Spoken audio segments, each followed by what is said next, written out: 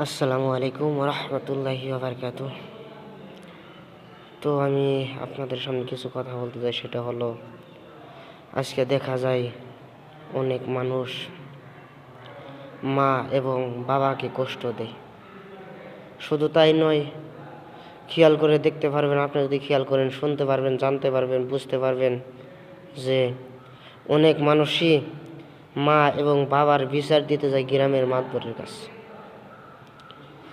শোনেন, মা এবং বাবার বিচার গ্রামের মাতবরের কাছে আপনি কেন দিতে যান? আপনি ছেলে হিসাবে, আপনি সন্তান হিসাবে আপনার মায়ের প্রতি, বাবার প্রতি আপনার গুরুত্ব আছে, আপনাকে দেখার দায়িত্ব আপনার কাছে। কারণ আপনার মা বাবা আপনাকে ছোটোর থেকে পাইলে বড় করছে। তো সেইভাবে আপনি আপনার মা বাবাকেও এখন দেখবেন, আপনার মা বাবাকেও আপনি ভালোবাসবেন। আপনার মা বাবাকে আপনার ভালোবাসতে হবে, সেটাই হলো কথা। আর যে সমস্ত যুবক ভাইয়েরা মা বাবার বিচার গ্রামের দেওয়ানির কাছে দিতে যায়, তাদেরকে আমি একটা কথা বলি, শুনেন, আপনি যেই মা বাবার বিচার যেই দেওয়ানির কাছে আপনি দিতে গেলেন, নবীজি মা বাবার বিচার করে নাই। একদিন হযরত আবু বকর সিদ্দিক রাদিয়াল্লাহু তাআলা আনহু আমার নবীর হাত ধরে মুসলমান হয়ে গিয়েছিলেন। মুসলমান হওয়ার পরে হযরত আবু বকর সিদ্দিক রাদিয়াল্লাহু তাআলা আনহু বাড়িতে যায়, দেখে হযরত আবু বকর সিদ্দিক রাদিয়াল্লাহু তাআলা আনহুর মা বসে আছে। হযরত আবু বকর সিদ্দিক রাদিয়াল্লাহু তাআলা আনহুকে জিজ্ঞাসা করলো, আবু বকর, তুমি কোত্থেকে আসলা? আবু বকর কয়, মা, আমি আমার নবীজির হাত ধরে মুসলমান হয়ে গেছি। এই কথা শোনার সঙ্গে সঙ্গে হযরত আবু বকর সিদ্দিক রাদিয়াল্লাহু তাআলা আনহুর মা সঙ্গীদেরকে নিয়ে হযরত আবু বকর সিদ্দিক রাদিয়াল্লাহু তাআলা আনহুর উপর আক্রমণ শুরু করলেন। আক্রমণ করার পরে, অনেক মারার পরে তিনাকে জিজ্ঞাসা করা হলো, তুমি বলো কলিমা ছাড়বে কিনা, মুহাম্মদ সাল্লাল্লাহু আলাইহি সাল্লামের নাম ছাড়বে কিনা? হযরত আবু বকর বলে, না, আমাকে যদি মাইরেও ফেলাও আমি ছাড়বো না। এক পর্যায়ে তিনার মা ছেড়ে দিলেন। হযরত আবু বকর সিদ্দিক রাদিয়াল্লাহু তাআলা আনহু তিনি আমার নবীজির দরবারে পৌঁছে গেলেন।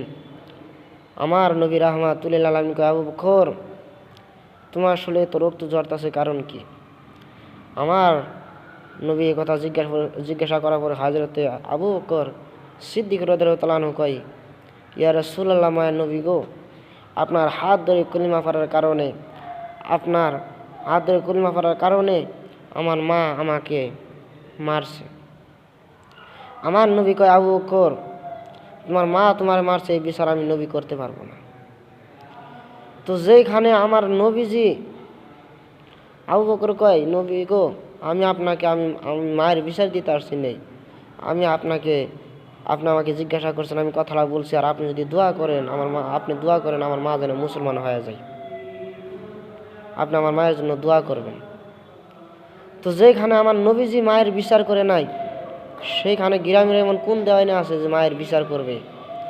তাই যেহেতু আমি আপনাদেরকে অনুরোধ করে বলবো, আপনারা যেহেতু দেওয়ানি সাহেব আছেন, যেই গ্রামের মধ্যে দেওয়ানি সাহেবগিরি করতেছেন, আমি আপনাদেরকে অনুরোধ করে বলবো যে আপনারা কোনো সন্তান যদি মায়ের বিচার দিতে যায়, আপনারা মায়ের বিচার করবেন না।